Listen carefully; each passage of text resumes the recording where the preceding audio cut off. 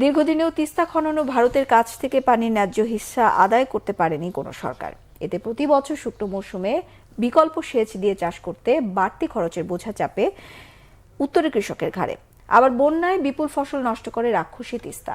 সমস্যা সমাধানে এখন অন্তর্বর্তী সরকারের দিকে তাকিয়ে নদীপাড়ের মানুষ। তিস্তা নিয়ে রবিবার গণশুনানিতে অংশ নেবেন দুই উপদেষ্টা। রংপুর থেকে জুয়েল আহমেদের রিপোর্ট। বর্ষায় অথৈ জলে ভরে তিস্তা, আবার শুকনোয় বালুময় ধুধু প্রান্তর। কোথাও নদী কৃষি জমি, কোথাও বয়ে যাচ্ছে মৃতপ্রায় নদীর মতো। দিগন্তজোড়া ফসলের মাঠ ঘেঁষে এঁকে বেঁকে বয়ে যাওয়া তিস্তা শুকিয়ে হয়েছে কঙ্কালসার। যেন কৃষকের সাথে নিয়েছে আড়ি। কষ্টের গল্প ফুরোয় না তিস্তা পাড়ের মানুষের। এ পাশে ভাঙলে আমরা ও পাশে যাবো, ও পাশে 2 বছর নাই গেতে ফির আবার ভাঙি আর একখানে যাই। এরকম করি গইতে গইতে আমার বাবা 41 ভাঙা দিয়েছে, আমি ভাঙা দিয়েছি 6 ভাঙা। আমরা কখনো দেখিনি কোনো সরকার এই তিস্তা নিয়ে কোনো উদ্যোগ নিছে। যখন পানির দরকার তখন পাইনি, আর যখন পানি লাগে না তখন ভরপুর হয়ে থাকে।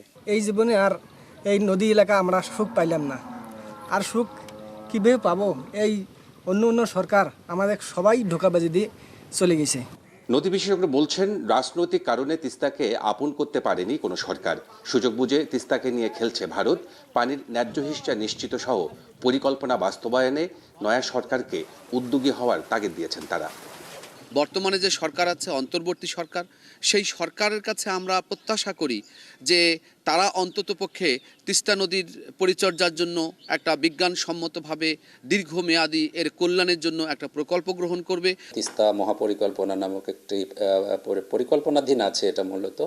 তো সেখানে মূলত নদী তীর সংরক্ষণ, নদী খনন, এই ধরনের পরিকল্পনা নেওয়া হয়েছে। তিস্তা পাড়ে মানুষের কষ্টের গল্প, সমস্যা ও সম্ভাবনার কথা শুনতে রবিবার রংপুরের কাউনে আসছেন অন্তর্বর্তী সরকারের দুই উপদেষ্টা। তাদের এই সফরে প্রত্যাশার পালে কতটুকু হাওয়া লাগবে সেটাই এখন দেখার বিষয়। সেচের পানি ছাড়া কৃষি উৎপাদন অসম্ভব।